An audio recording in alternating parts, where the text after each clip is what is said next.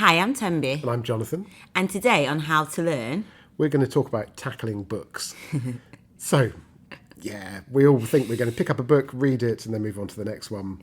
But I've got a pile of 20 to 30 books that I keep on meaning to read and haven't got round to. And I've got one in front of me right here. Why has nobody told me this before? Which is a fantastic book, which my wife has read, my son has read.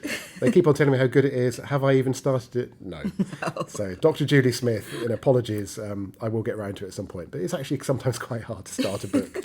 Have you got your own favourite unread book?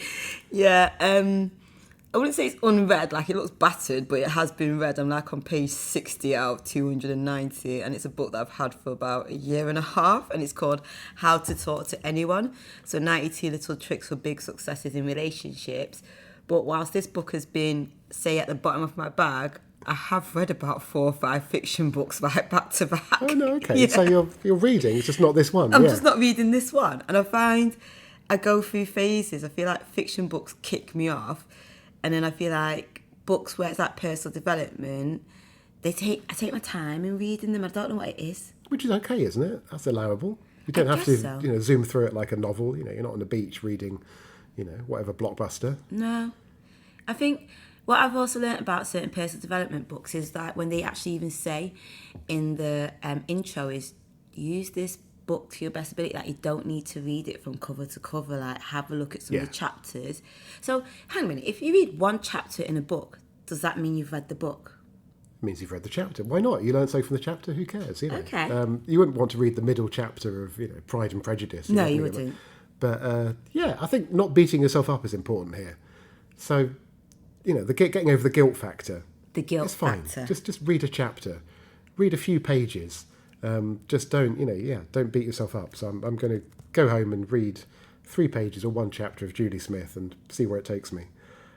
Some people swear by book clubs or article clubs. We've got some colleagues who do an article club. That's interesting. Yeah, it's just less pressured than trying to read a book a month, read a sort of substantial article about something.